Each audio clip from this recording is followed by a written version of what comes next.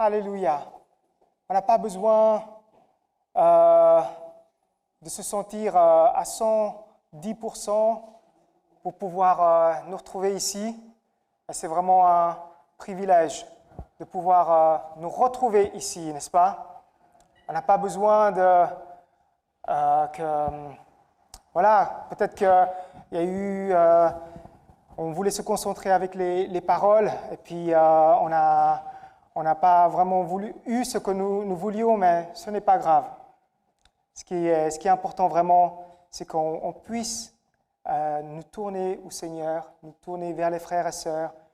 Alléluia, et c'est ça qui est merveilleux dans la présence de Dieu, n'est-ce pas? Et c'est ça qu'avec ça que nous devrions nous encourager. Alléluia, parce que voilà, si vous aviez un dernier endroit pour y aller, alors que c'est peut-être votre dernier jour, mis à part être avec la famille, à quoi est-ce que vous penseriez? Dans la présence de Dieu, oui ou non?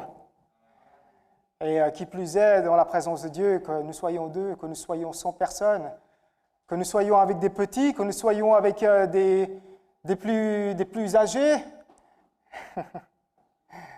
Qu'est-ce qu'il y a dans notre cœur, frères et sœurs? Qu'est-ce que nous recherchons, frères et sœurs? Est-ce que nous recherchons nous recherchons les choses pour bien plaire? Est-ce que nous recherchons les choses pour être parfaits?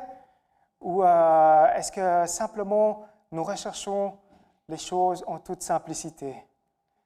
C'est dans la simplicité où on peut trouver les choses merveilleuses. Amen. Qu'on soit rassurés. Et ce matin, j'aimerais nous encourager avec la joie du Seigneur. Avec la joie du Seigneur. Sans effets spéciaux, comme si, vous savez, comme si on était au cinéma et puis là, on s'attend à ce qu'on ressente des vibrations, qu'on ressente peut-être... Voilà, qu'on soit nourri par les histoires qui sont tellement bien faites, mais on est là parce que nous apprenons qu'il y a une merveilleuse histoire qui est vraiment plus que merveilleuse, mais qui est parfaite, et c'est l'histoire de notre Seigneur, n'est-ce pas? Et on peut être que non seulement spectateur, mais on peut être aussi que participant dans cette histoire. Parce que tout ce que Jésus il a fait, tout ce qu'il a traversé, comme la Bible nous dit, c'était pour notre joie. C'était la joie qui l'attendait pour que nous soyons retrouvés, que nous soyons réconciliés. Alléluia! Et c'est avec cette pensée que j'aimerais nous encourager ce matin. Loué sois-tu, Seigneur. Merci, Seigneur, parce que nous pouvons être dans ta présence et nous voulons nous tenir devant toi, Seigneur, en toute simplicité, Seigneur. Comme avec des enfants, Seigneur, qui sont avec leurs parents ici, ou comme des adultes, Seigneur, qui peuvent être attentifs, Seigneur, ou tout simplement, oh Dieu, parce que nous avons le besoin. Et ce besoin-là, c'est toi qui nous le combles, Seigneur Jésus. Et c'est merveilleux, Seigneur. Parce que ta parole, Seigneur, nous instruit. Ta parole, Seigneur, nous dit tout. Et merci, Seigneur, parce que la présence des frères et sœurs, alléluia, nous encourage, Seigneur Jésus. Et merci parce que ta maison, Seigneur, il fait bon d'y être, Seigneur. Merci, même ceux qui ne sont pas là, Seigneur Jésus, ta présence, Seigneur Jésus, les accompagne, Seigneur, et les fortifie, Seigneur. Ô Dieu Tout-Puissant, agis au milieu de nous, Seigneur. Encourage-nous par ta parole, Seigneur Jésus. Alléluia. À toi soit la gloire, Seigneur Jésus. Amen. Amen. Oui, ce matin, j'ai vécu ça un petit peu aussi, la semaine dernière, où les choses peut-être physiquement en apparence n'étaient pas parfaites. Mais dans l'esprit de Dieu, voilà, c'est ce qu'on veut donner au Seigneur. C'est cette joie. Peut-être des fois, on n'a pas ce sentiment de donner à 100% ce qu'on voudrait donner au Seigneur. Ça nous arrive. Pourquoi? Parce que, voilà, on on a reçu de mauvaises nouvelles, ou tout simplement on n'est pas bien, ou on nous dit si vous êtes enrhumé, peut-être restez chez vous, surtout que maintenant, des nouvelles mesures, nous entendons ces temps-ci qu'il y a de plus en des mesures qui sont encore plus strictes pour éviter qu'il y ait davantage de contagion. Et c'est vrai, franchement, ça peut fatiguer. Si ça fatigue l'économie, ça peut fatiguer en tant que personne individuelle. Et mis à part ces restrictions, il y a peut-être des choses que nous vivons dans la famille, peut-être avec son conjoint, peut-être avec ses enfants, ou peut-être avec son travail. Il y a beaucoup de choses, peut-être avec son meilleur ami. Ou peut-être tout simplement, on se dit, voilà, moi je suis dans une situation et je ne peux presque rien faire parce que les circonstances font qu'on m'empêche de vivre comme je voudrais. Parce qu'il faut, ceux qui n'ont pas le pass sanitaire, voilà, c'est comme l'épée de Damoclès qui est sur sa tête et puis on se dit, mais qu'est-ce qui va nous advenir? Il y a tellement de choses, frères et sœurs, et peut-être que ces choses-là ne devraient pas nous décourager. Mais voilà, le découragement arrive. Et des fois, avec ça, on se dit, mais comment est-ce que je vais vivre le lendemain?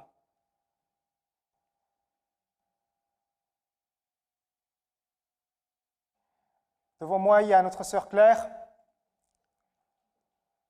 Et depuis toutes ces années que je la connais, moi, ça me réjouit parce que, voilà, je vois ma sœur qui est toujours là, toujours avec la joie de Dieu.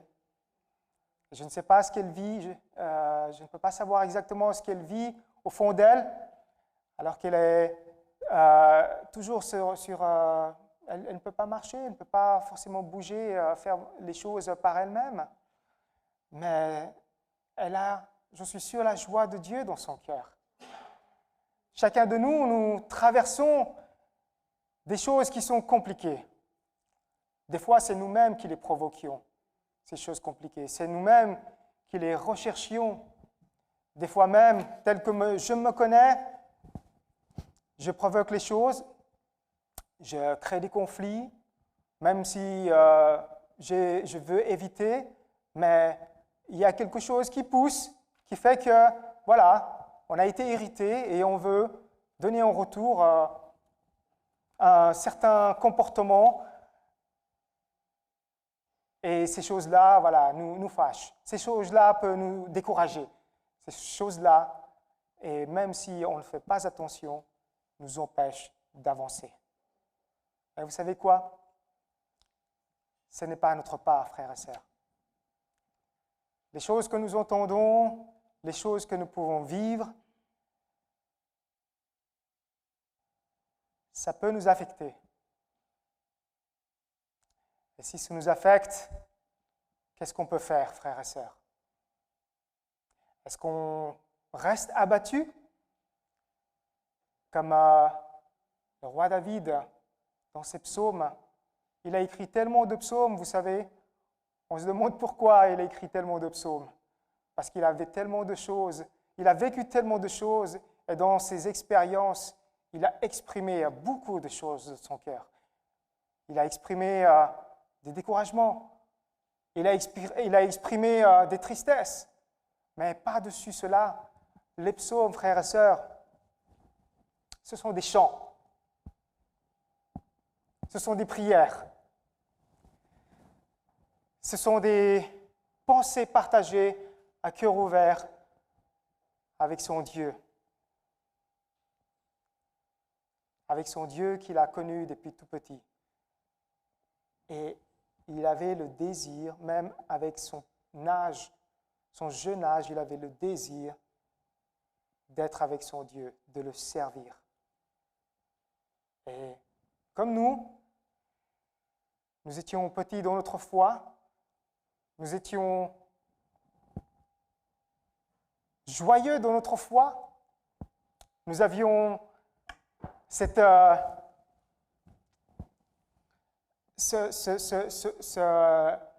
gros cadeau que nous avons pu trouver, n'est-ce pas, que d'avoir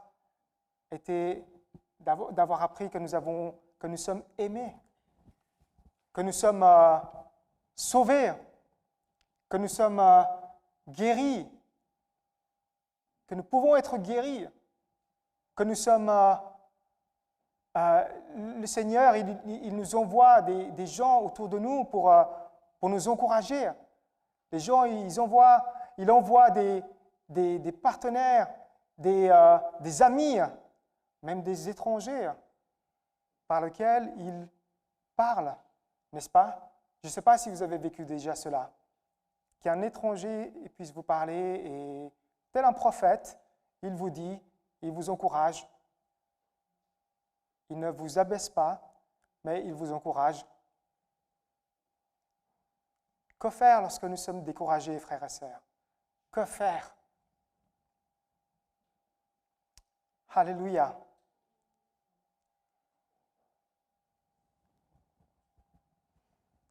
C'est reconnaître avant tout qui nous sommes.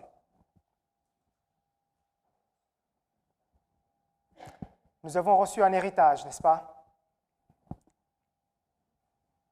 Et tout comme héritage, on a hâte de savoir qu'est-ce qui nous attend à recevoir. Quelle part est-ce que nous allons obtenir? Est-ce que ce sera quelque chose de pratique ou est-ce que ce sera quelque chose d'utile? C'est quelque chose peut-être financier qui va nous permettre d'obtenir peut-être ce qu'on veut?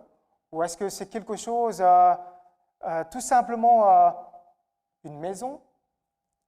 Tout comme dans n'importe quel héritage, je ne sais pas à quoi vous vous attendez lorsque peut-être vous avez vécu cette part. Voilà, un parent ou un tel membre de famille, il va léguer un héritage à toi, Moussa, à toi, Stéphano. À toi, Wilson, Regina, Agnieszka, vous plus jeunes. Qu'est-ce que ça vous fait lorsqu'un officier, un huissier, ils viennent vous sonner chez vous, peut-être, oui, monsieur, oui, madame, voilà, vous êtes convoqué pour un entretien parce que, voilà, vous allez recevoir un héritage. Qu'est-ce que ça vous fait? Qu'est-ce que ça va vous faire? Moi, je me dirais, ah bon?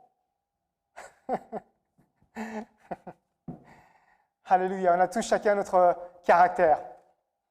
Mais reconnaître qui nous sommes, frères et sœurs. Qui nous sommes en tant qu'enfants de Dieu, frères et sœurs. Et c'est vrai, on peut peut-être traverser des moments difficiles, mais combien, tant que nous pouvons ouvrir les yeux, tant que nous pouvons nous tourner vers le Seigneur. Vous savez, dans Luc,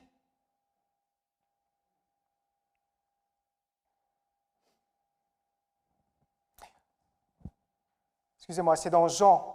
Vous savez, lorsque les Judas et les soldats allaient arriver dans la nuit pour arrêter Jésus dans le jardin de Gethsémane.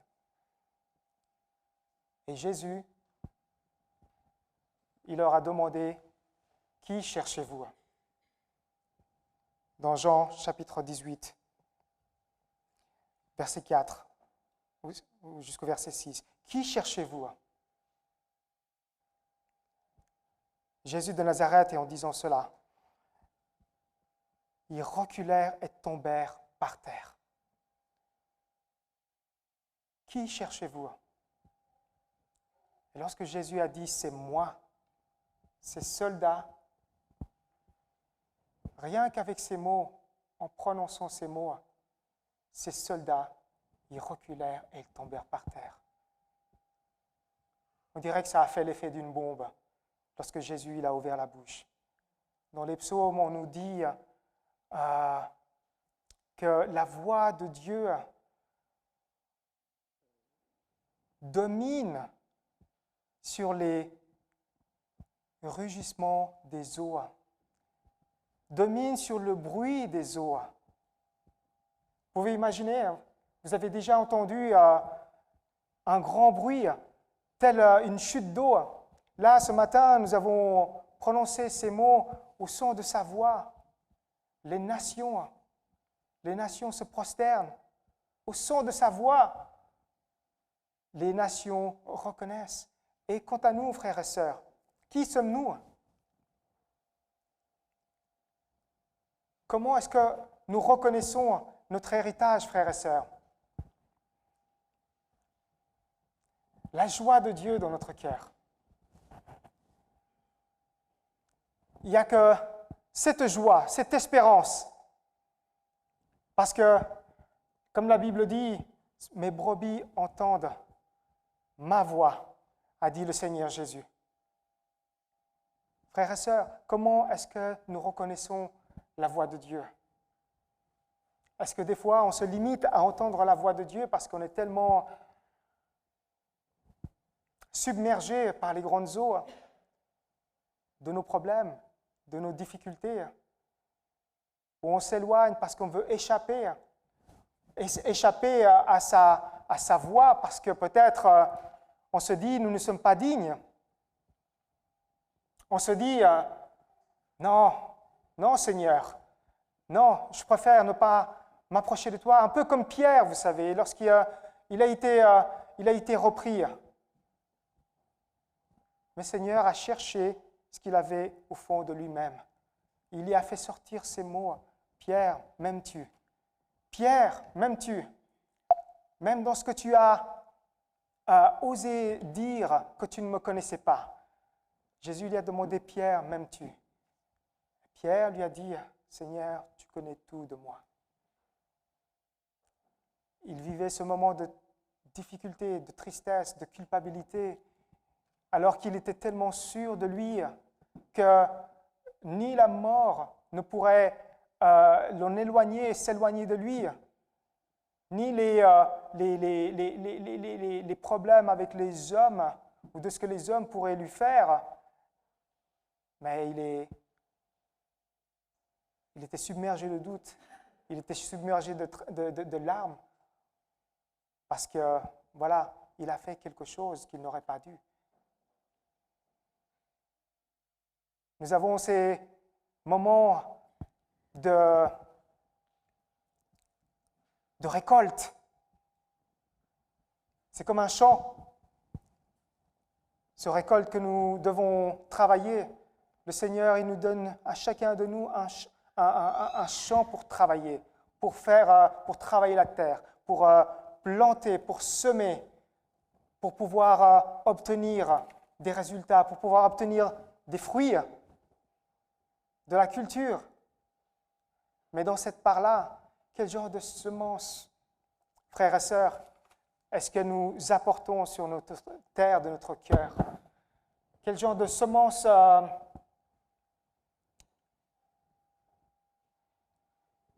d'expérience humaine que nous apportons dans notre cœur? Est-ce que ce sont des semences de déception? Est-ce que ce sont des semences de tragédie? Est-ce que ce sont des semences de culpabilité? Cette terre que le Seigneur nous a donnée, et ce que la Bible dit, ce que nous pouvons lui donner, c'est ce que nous recevons, frères et sœurs. Ce que nous pouvons lui donner, c'est ce que nous recevons. Alors combien recevons-nous? Qu'est-ce que nous recevons, frères et sœurs? Lorsque nous sommes tiraillés, lorsque nous sommes envahis par toutes choses qui nous sont insupportables.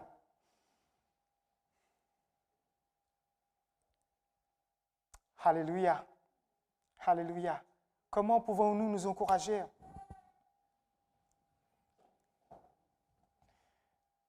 Dans Jean chapitre 15,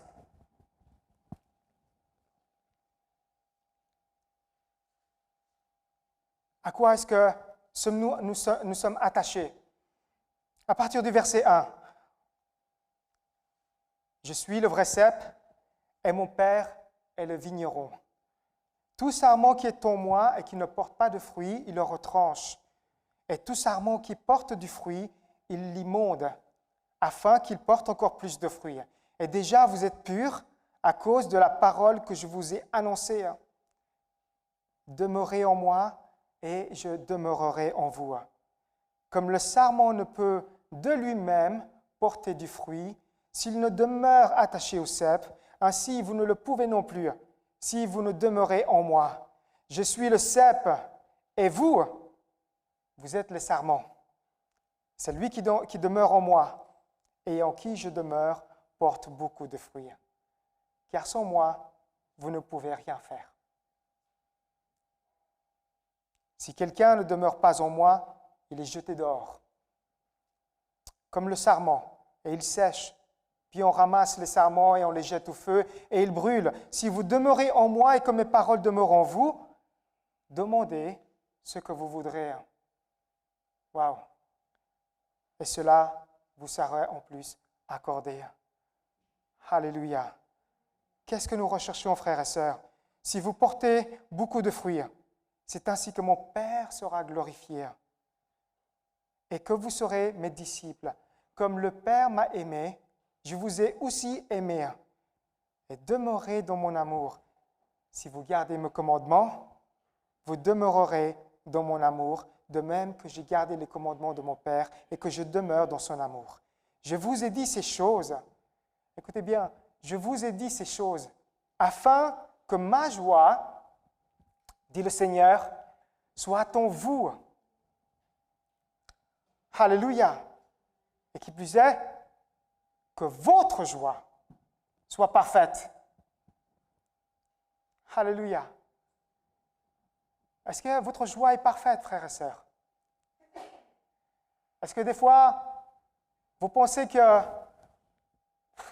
ma joie, elle est limitée? Ma joie, oh non, ce n'est pas pour aujourd'hui. Oh non, ce n'est pas le moment. Oh non, je ne peux pas peut-être aider telle personne. Je ne peux pas aimer telle personne parce que je ne le ressens pas au fond de moi. Ça signifie quoi d'avoir cette joie parfaite, frères et sœurs? Une joie parfaite, est-ce que c'est possible? Oui, parce que le Seigneur nous le dit. Alléluia! Cette joie parfaite. Des fois, lorsqu'on vient ici, est-ce que vous sentez que vous avez une joie parfaite, frères et sœurs? À 100%. Moi, honnêtement, j'essaye de faire ce qu'il faut pour avoir la joie.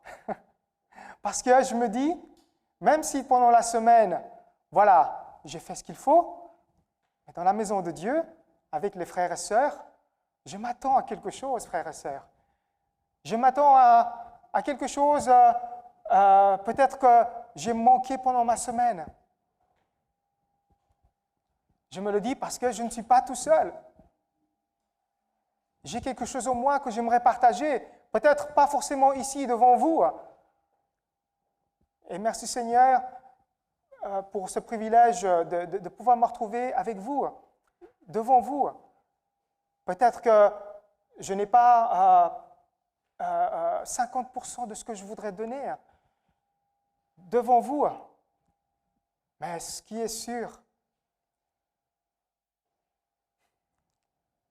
c'est que dans ma vie, sans le Seigneur, ma joie, alors là, elle serait néant. Elle ne serait rien du tout, ma joie. Vous savez, quoi qu'on ait vécu dans la famille, quoi qu'on ait vécu en tant que jeune, quoi qu'on ait vécu professionnellement, quoi qu'on ait vécu en couple, dans la famille, quoi qu'on vive aujourd'hui, quoi qu'on vivra demain, je me dis, humainement, je n'aurai pas cette joie à 100%. Mais vous savez quoi? La parole de Jésus nous dit que si on demeure tel des branches, des sarments, à lui qui est le cep, Et le vin, c'est un produit, vous savez, noble, on va dire. Le vin, lorsqu'on le travaille pour en faire, pardon, les grappes de raisin, c'est un produit noble. Et lorsqu'on le travaille, surtout au temps de la Bible, c'est un peu comme les parfums. Et de notre temps aussi, bon, sans regarder les vins que nous pouvons trouver chez Denner, mais c'est un produit, lorsqu'il est travaillé, c'est un produit qui est de luxe, frères et sœurs. Pas étonnant que Jésus, il a participé à transformer l'eau en vin à Cana au jour des noces. Parce que pour lui, il y a une signification avec ça, avec ce produit.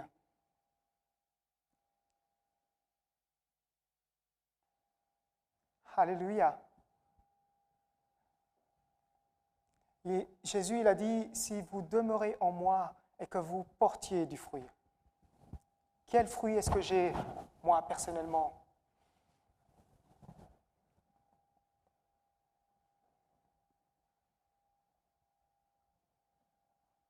Quel fruit est-ce que j'apporte à mon Dieu comme sacrifice, comme donation, comme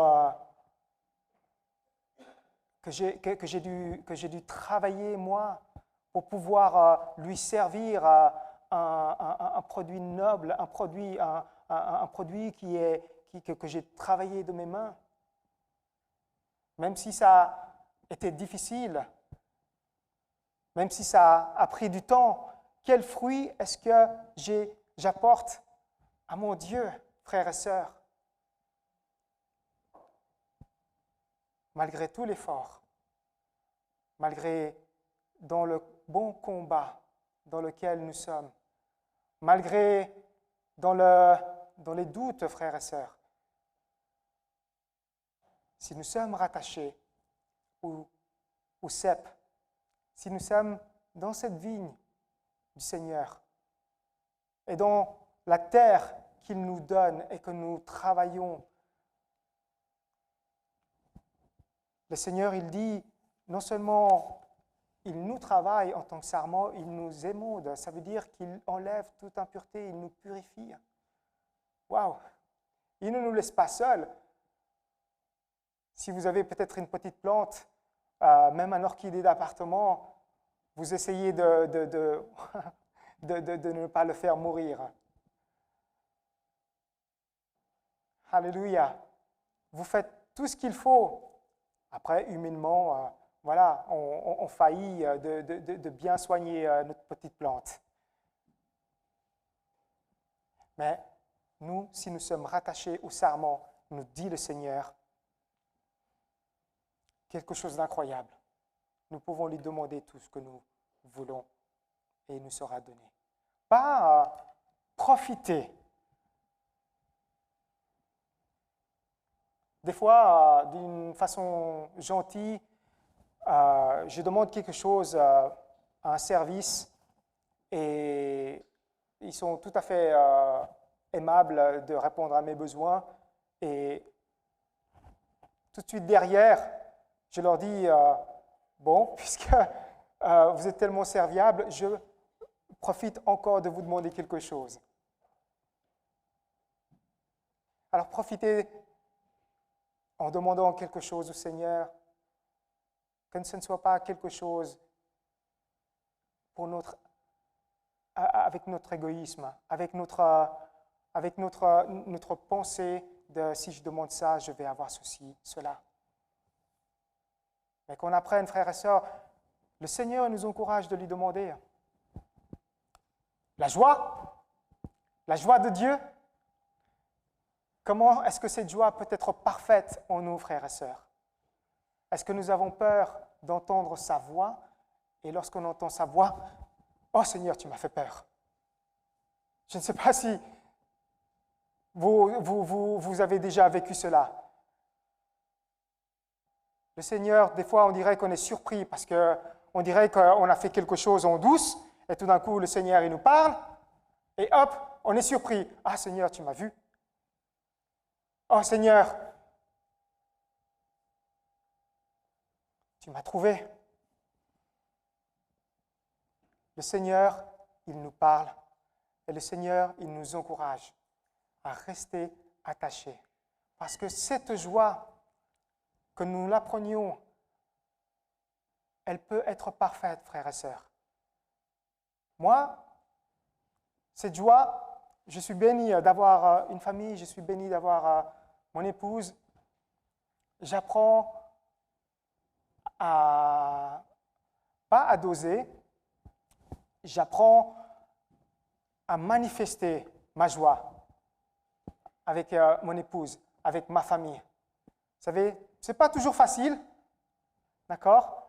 Mais il y a ce travail de ma part pour que cette joie puisse être partagée.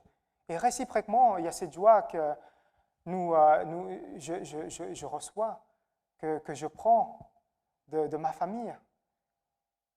Même des fois, lorsqu'il y a correction dans la famille, lorsqu'on accepte la correction dans la famille, il y a cette joie, il y a ce travail, il y a cet effort, il y a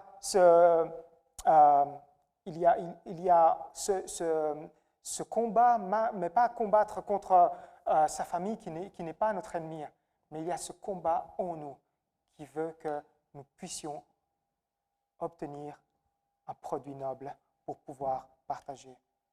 Dans la maison de Dieu, frères et sœurs,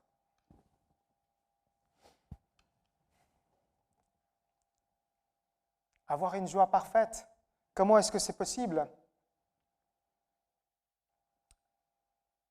Alléluia. Est-ce qu'on a besoin d'être une centaine? Est-ce qu'on a besoin d'avoir que tout soit parfait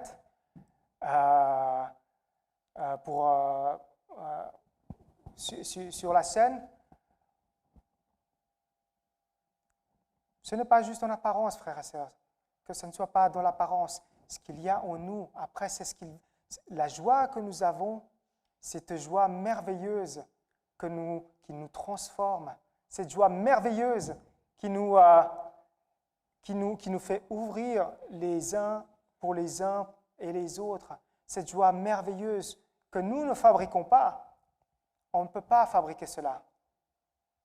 Mais cette joie merveilleuse que nous recevons, Alléluia, Alléluia, c'est une joie que nous pouvons donner. Pas de, j'allais dire pas de nous-mêmes, oui, c'est de nous-mêmes.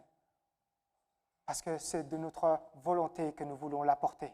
C'est de notre volonté que, voilà, je viens vers toi. Indépendamment de ce que je vis, je viens vers toi. Et gloire à Dieu, quelqu'un vient vers moi, indépendamment de ce qu'il vit. Alléluia. De ce que je peux voir parmi vous. Psaume 37, on nous dit,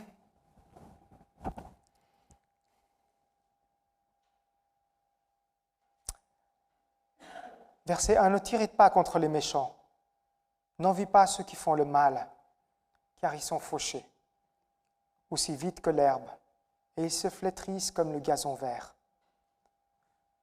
Confie-toi en l'Éternel et pratique le bien. Et le pays pour demeure et la fidélité pour pâture. Fais de l'Éternel tes délices, et il te donnera ce que ton cœur désire. Et recommande ton sort à l'Éternel, mets en lui ta confiance, et il agira.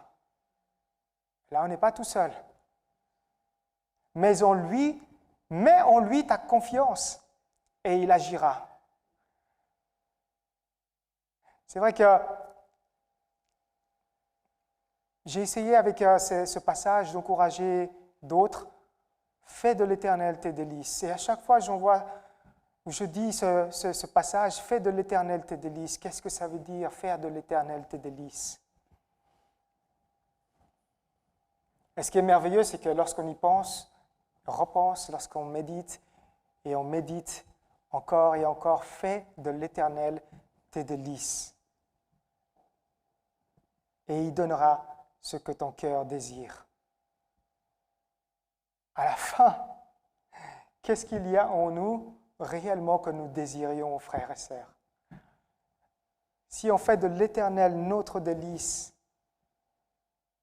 est-ce qu'il y a quelque chose pour nous que nous voudrions désirer et lui demander? Ou est-ce que cette parole, elle agit d'une autre façon, à revers? Elle agit de manière à ce que quel travail est-ce qu'il y a en moi qui voudrait faire produire pour faire de mon Seigneur mes délices, frères et sœurs.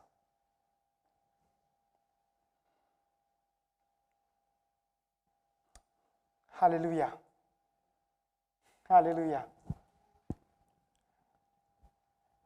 C'est une période, en cette fin d'année, où je ne sais pas si ce qu'il en est de vous, peut-être un peu stressant que la période des autres mois, parce que voilà, c'est Noël. Et il y a beaucoup de choses à penser. Il y a beaucoup de choses qui nous attirent. Il y a beaucoup de choses qui nous envahissent même, cette période de Noël. Mais si on se concentre à ce qui doit être fait, ou si on se concentre à ce qui doit être recherché, parce que, soi-disant, c'est la période de fête, c'est un joug que nous nous mettons nous-mêmes, alors que nous ne sommes pas appelés à être sous le joug des difficultés, du stress, sous le joug des préparatifs. Le Seigneur, il nous encourage à avoir un joug qui est tout autre. Un joug qui signifie être lié. Vous savez, lorsqu'on laboure la terre, nous avons ces deux animaux qui sont attachés par ce morceau de bois et qui sont ensemble. Ce joug-là, nous avons connu ce genre de joug qui est être esclave du péché. Mais quel joug voulons-nous choisir? Le Seigneur, il nous encourage à prendre son joug, nous a-t-il dit, parce que son joug est léger, parce que son joug est doux, parce que nous sommes dans sa main. Cela signifie que c'est lui qui est en contrôle. Quel joug est-ce que tu es en train de penser maintenant? Ou est-ce que tu penses que tu vas vivre dans quelques semaines ou dans quelques mois? Quel joug est-ce que tu penses que qui va être attaché à toi et qui te semblera difficile, frères et sœurs? Ce joug du Seigneur qui est doux et léger, il nous invite à le prendre.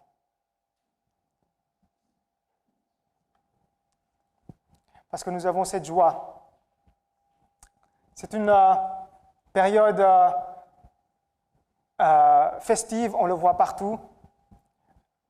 Vous savez, dans la société, ils veulent changer la fête de Noël, le terme de fête de Noël en enlevant le mot Noël, pour en faire une nouvelle appellation qui serait la fête des vacances, ou les vacances de fête. Voilà. Si le mot Noël disparaît, frères et sœurs, qu'est-ce qu'on va devenir? Il y aura toujours, j'en suis sûr, des décorations, il y aura toujours des lumières, il y aura toujours des préparatifs, des bons buffets à préparer. Mais le mot Noël, si ça disparaît, qu'est-ce qu'on va devenir? J'ai une bonne nouvelle pour vous. On ne dépend pas de ce que la société peut appeler telle ou telle fête, frères et sœurs. On ne dépend pas de ce que la société, s'ils veulent enlever le mot Noël, alléluia, la lumière grandiose et splendide et rayonnante qui existera et qui demeurera toujours, c'est la lumière qui est dans nos cœurs, frères et sœurs. Vous savez, les bergers, en cette période-là, le berger, un soir, en Israël, ils étaient surpris, en pleine nuit. L'ange vient et il leur annonce une bonne nouvelle. Je me demande pourquoi aux bergers. Alors qu'ils étaient là, ils sont avec leurs animaux. Je me demande pourquoi est-ce que l'annonce a été faite aux bergers. Peut-être parce que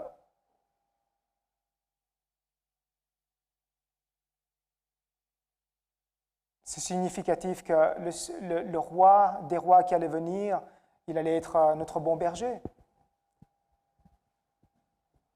Mais l'ange leur annonce une bonne nouvelle. Et les bergers, lorsqu'ils ont vu l'ange, ils étaient effrayés, nous dit la parole.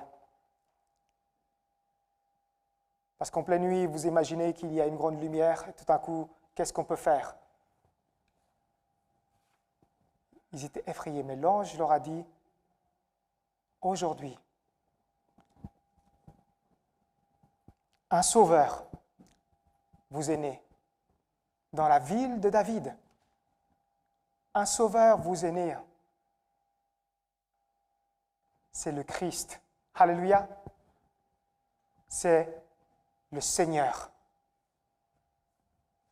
Est-ce que les bergers s'attendent, vous savez, ils s'occupent de leur pâturage, ils s'occupent de leurs animaux. Ils ne s'occupent pas forcément politique.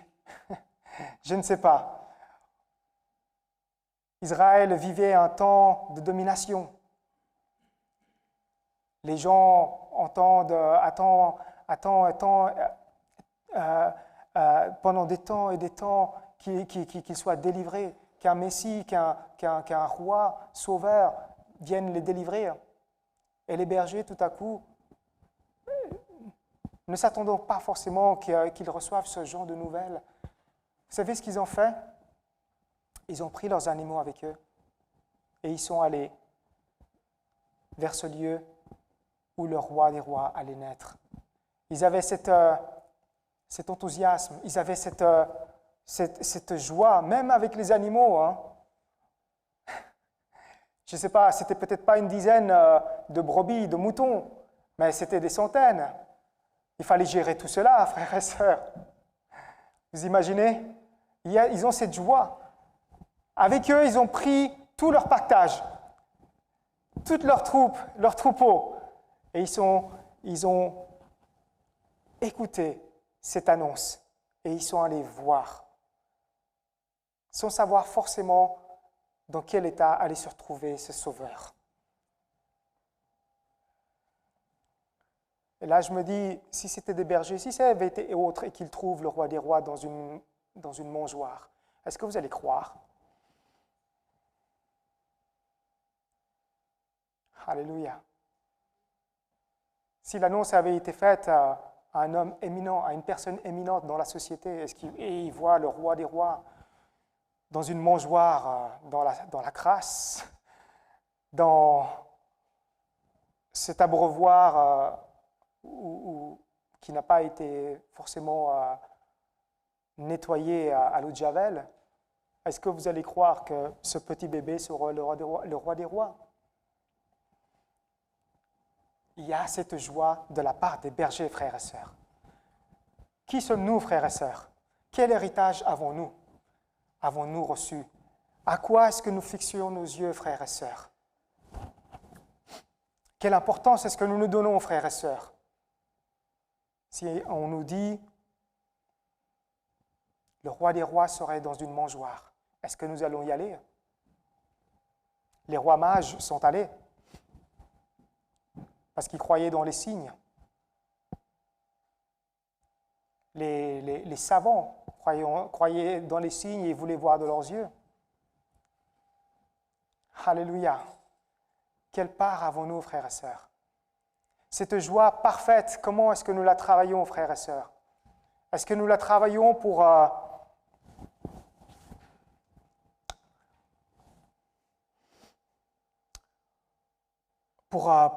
une organisation où il faut que, un peu comme nous trouvons dans les grands centres commerciaux maintenant, il faut que tout brille? Est-ce que nous travaillons pour que tout soit bien placé par-ci, par-là? Ou est-ce que nous travaillons simplement avec une joie parfaite qui, même avec les difficultés, qui, même avec les tentations ou les épreuves que nous traversons, hein, qui pourraient peut-être nous empêcher d'aller de l'avant, cette joie que nous connaissions, est-ce que nous voulons continuer à avoir cette joie au fond de nous, ou est-ce que nous voulons travailler cette joie qui est parfaite? Alléluia. Cette année, j'ai appris beaucoup de choses par la grâce de Dieu. Je suis encore loin, frères et sœurs, mais dans les épreuves ou dans l'encouragement que je me suis fait, je me suis dit, ce n'est pas pour moi. Ce n'est pas pour moi. Je ne suis pas tout seul, frères et sœurs. C'est ce que j'ai ressenti, vous savez. On se dit que beaucoup de gens ont vécu pire chose que moi. Je ne sais pas comment le Seigneur travaille dans leur vie, frères et sœurs. Mais pour ce que nous avons, pour le terrain que le Seigneur nous laisse, de quelle façon est-ce que nous le travaillons? Est-ce que nous continuons à labourer ce champ? Est-ce que nous portons des fruits, frères et sœurs? Alléluia! Paul nous dit dans Philippiens, réjouissez-vous, frères et sœurs. Et encore une fois, réjouissez-vous. Vous savez de quelle façon, dans quelles circonstances il a écrit cette phrase dans les lettres, dans les lettres aux Philippiens? Il était en prison. Et il a cette audace, et il a ce cœur, et il a cette pensée aux autres frères et sœurs qui sont en liberté de les encourager et de leur dire « Réjouissez-vous » encore une fois. Alléluia. Réjouissez-vous. On n'a pas besoin d'être parfait lorsqu'on vient ici, lorsqu'on se retrouve avec les frères et sœurs, ou lorsqu'on peut-être nous voulons être des témoins dans la société. On n'a pas besoin d'être meilleur ou plus préparé que les autres. Ce que nous avons en nous, ce qui réjouit notre cœur, de la manière comment nous travaillons cela en nous, c'est ça que nous pouvons apporter. Même si on se sent bizarre, même si on se dit ce n'est pas la période, vous savez, en janvier, si on témoigne, si en février on témoigne, si à Pâques on témoigne, si pendant les vacances d'été on témoigne. Qu'est-ce qui change, frères et sœurs? C'est cette joie qui est en nous, frères et sœurs. Réjouissez-vous. Alléluia. Encore une fois, réjouissez-vous. Si on ne peut pas se réjouir, peut-être avec la joie, comme nous dit dans Galates, le fruit de l'esprit, il y a l'amour, il y a la joie. Il y a l'amour d'abord, il y a la joie. Si on ne peut pas se réjouir, peut-être parce qu'on manque d'amour. C'est une pensée qui me vient. Alléluia. Mais réjouissez-vous parce que, frères et sœurs, nous avons reçu cet amour en nous. Ce même amour, ça aussi, il faut le travailler. Alléluia. Il faut le travailler. Il y a du travail. Il y a du travail. Mais de quelle disposition de cœur est-ce que nous voulons travailler cet amour et cette joie? Dans quelle disposition de cœur? Est-ce qu'il faut que nous nous préparions pendant peut-être 4 heures? C'est vrai, nous devons nous attendre au Seigneur. parce que c'est notre part. Si nous sommes attachés au cep, alléluia, et que nous portions du fruit, le Seigneur n'attend que ça. Alléluia, qu'on soit attachés à lui, que nous ne soyons pas attachés à nos circonstances, que nous ne soyons pas attachés à nos difficultés ou à nos fautes, mais que nous soyons attachés à sa parole. Comment recevons-nous sa parole? Que nous soyons attachés à lui qui nous donne cette eau de vie, une source qui jaillit en nous, frères et sœurs. Cet amour qui est actif avec l'amour qui est en nous, l'amour de Dieu, notre premier amour. Alléluia, notre premier amour. Il n'est pas interdit, frères et sœurs, de lui donner ce premier amour. Ce n'est pas quelque chose qu'on va commencer à polir. Le Seigneur, il connaît tout de nous, ce premier amour qu'il y a en nous pour lui. Gloire à Dieu. Gloire à Dieu. David, dans le psaume 51, nous dit « Oh Dieu, crée en moi un cœur pur. » Jésus nous a dit « Nous sommes déjà purs. Renouvelle en moi un esprit bien disposé. Ne me rejette pas loin de ta face. Ne me retire point ton Esprit Saint. Rends-moi la joie. Rends-moi la joie de ton salut. » Alléluia. Je veux cette joie. Alléluia. Peut-être nous voulons avoir notre philosophie pour trouver une certaine liberté ou pour trouver une certaine valeur dans la société. Ceux qui ne connaissent pas le Seigneur, ils ont cette pensée peut-être d'être bon avec son prochain. Peut-être c'était dans leur éducation. Mais que ce soit plus qu'une philosophie, frères et sœurs. La bonté que nous pouvons donner aux autres, c'est ce que nous recevons de Dieu. Alléluia. Paul dit que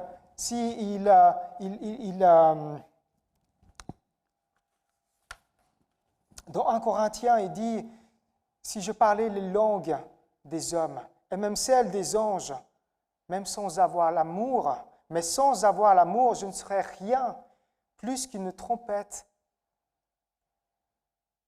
qui résonne ou une cymbale bruyante. Si j'avais des prophéties, si je connaissais tous les secrets, et si je possédais toute la connaissance, si j'avais même dans toute sa plénitude la foi jusqu'à transporter des montagnes, sans l'amour, je ne serais rien.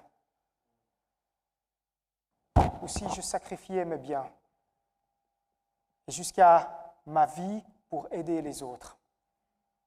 Ça, ce sont des actions qui sont nobles, ce sont des choses qui sont travaillées, qui sont nobles, au point de pouvoir m'en vanter, mais sans l'amour de Dieu, tout cela ne sera qu'une philosophie, tout cela ne sera on sera simplement connecté avec l'humanité, et alors que l'humanité devient de moins en moins intéressée, Paul dit, sans l'amour, cela ne me sert de rien. Alléluia. Est-on attaché au cep, frères et sœurs? Cette joie que nous avons en nous, cette joie indépendamment des circonstances. Nous, c'est un travail. Alléluia. Ça peut être comme une arme qui va être affûtée. Parce que voilà, est-ce que vous allez au combat sans avoir l'arme qui est préparée? La joie de Dieu, alléluia, qui nous recherchons à qu'elle soit complète dans le Seigneur. Alléluia. Que vous viviez cette joie de Dieu qui transforme, cette joie de Dieu qui communique, pas avec les bouteilles de vin, pas avec les cadeaux qui puissent être trouvés et offerts, mais que ce soit la joie de Dieu parce qu'un trésor a été trouvé. Nous avons trouvé un trésor. Alléluia. Et c'est une joie que nous pouvons partager, frères et sœurs. Alléluia. Vivez une semaine, vivez une période avec cette joie. Si vous voulez la chanter, chantez cette joie. Si vous voulez... des fois, on a envie de prendre les gens dans ses bras, n'est-ce pas? Mais voilà, on est tellement... On nous dit tellement de garder la distance, mais c'est difficile. Qu'il y ait ce genre de choses qui, on se dit, qui nous distanceraient, que nous puissions simplement, ce cœur qui partage cette joie, alléluia, autour de nous, frères et sœurs. Soyez encouragés. Alléluia. Seigneur Jésus, oui, oh Dieu, c'est toi qui transformes nos circonstances. Nous voulons les remettre dans tes mains. Merci parce que nous voulons être attachés à toi, Seigneur Jésus. Étant attachés à toi, tu dis que c'est toi qui purifies, c'est toi qui rends cela, Seigneur, vivable et qui rend cela, alléluia, parfaite et brillante, Seigneur Jésus. Les choses, Seigneur Jésus, qui ne sont pas de toi, alléluia, c'est toi, Seigneur, qui les fait manifester, Seigneur Jésus. Dans nos cœurs, Seigneur, dans nos actes, dans nos pensées, Seigneur Jésus. Oui, oh Dieu, que nous ne soyons pas submergés, Seigneur Jésus, par les eaux qui pourraient nous submerger, nous faire couler, Seigneur Jésus. Mais, oh Dieu Tout-Puissant, c'est toi, Père, qui nous garde dans tes mains et qui nous élève, Seigneur Jésus, qui nous remplit de ta joie. À toi soit la gloire et on se réjouit, Seigneur Jésus, parce que tu es là avec nous et parce que tu es vivant, Seigneur Jésus. Te louons dans le nom puissant de Jésus. Amen. Amen. Alléluia. Soyez bénis, frères et sœurs, dans la joie de Dieu. Amen. Alléluia.